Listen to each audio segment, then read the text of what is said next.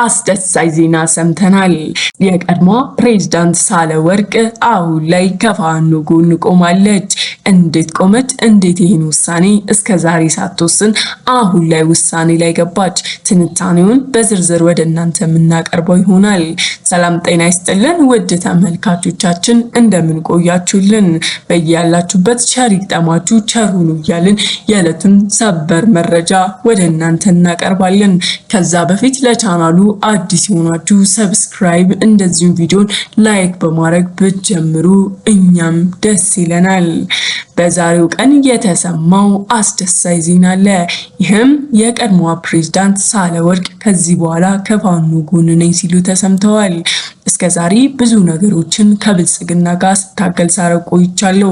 ነገር ግን የኢትዮጵያ ዜጎች በየቦታው ሲወድቁ ሲያለቅሱ ከሚኖሩበት ቤት ሲፈናቀሉ አይቻለሁ።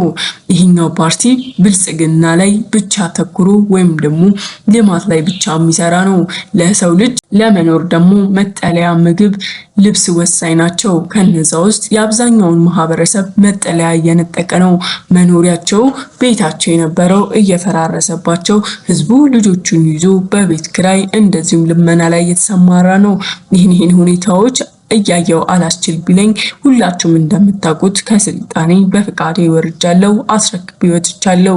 እኔ ሳህለወርቅ እኮ ውጭ ሀገር ኖሪ ለስንት ዓመታት ለኢትዮጵያ ዜጎች ፍትህ ወይም ደግሞ በየሀገሩ የሚቦሳቆሉ እስር ቤት ያሉ ስንት ሴቶችን ስንት ኢትዮጵያዊ ወንዶችን ተፈተው በሰላም ወደ ሀገራቸው እንዲበቁ የምሰራ እንጂ በዘረኝነት ክፍፍል ያለብኝ ሴት አይደለሁም። ፖለቲካው የዘረኝነት ምርጫና የዘረኝነት ክፍፍል እንዳለው በገባኝ ሰዓት ቀጥ ብዬ ወጥቻለሁ። ሁሌም ቢሆን እኛ ከነሱ ጋር ብንሆንም ውስጥ ለውስጥ የሚሰሩት ግልጽ የሆነ ነገር አይታይም። ምክንያቱም እኛ ስለማንቀበላቸውና እኔ በበኩሌ ፍቃድ ስለማልሰጣቸው ነው። አማራ ክልል ላይ ይህ ተፈጥሯል፣ ይህንን እናድርግ፣ እንዲመድረስ አለብን ስንል ሁሌም ቢሆን ተደባብሶ ያልፋል። ኦሮሚያ ክልል ላይ አንድ ኩሽ ያለች ነገር ብትፈጠር ቶሎ መድረስ አለብን፣ የኛም መከላከያ ወደዛ መሄድ አለበት ብዬ ትዕዛዝ ሰጥ እኮ 5 ደቂቃ አይፈጅባቸውም። ሄደው ችግሩን ነገሩን ከስር መሰረቱ ይፈቱታል። ለምን ታዲያ አማራ ክልል ላይ ይህ አይሁን ይሄ ይላክ ስል ግን ይደባበሳል። ወታደሮች ለአስፈላጊ ሁኔታ እዚህ ተልኳል እዚህ ተልኳላቸው እየተባለ ብዙ ነገሮች ውስጥ ለውስጥ ሊሸውዱኝ ሲሞክሩ አይቻለሁ። ግን ሁሉም ነገር ለኔ ግልጽ ነው፣ ተገልጾልኛል። ከዚህ በኋላ እኔ የምቆመው ከዚህም በፊት መቆም የምፈልገው ለአንድ ኢትዮጵያ ነበር።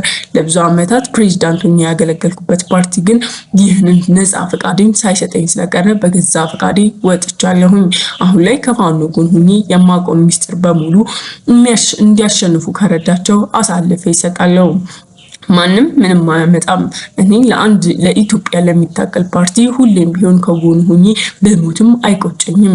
እንኳን በሰላም እንኳን በደና እንኳን በጊዜ ከዛ ፓርቲ ተገላገልኩ ስትል እንግዲህ ተናግራለች። የፋኖም ፓርቲ አባላቶች እጇን ስመው ተቀብሏታል።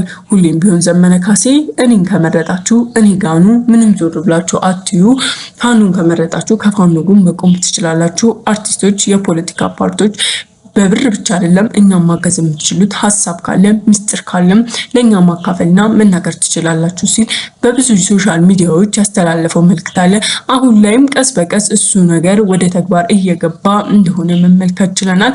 ብዙ አርቲስቶችም ሆነ ብዙ የፖለቲካ ፓርቲዎች በነፃ ፈቃዳቸው ፋኖ ጋር እየሄዱ የሚያውቁትን ሚስጥር እየተናገሩ እንደዚሁም ደግሞ ካላቸው ሀብት እየሰጡ ፋኖን እየደገፉ ይገኛሉ።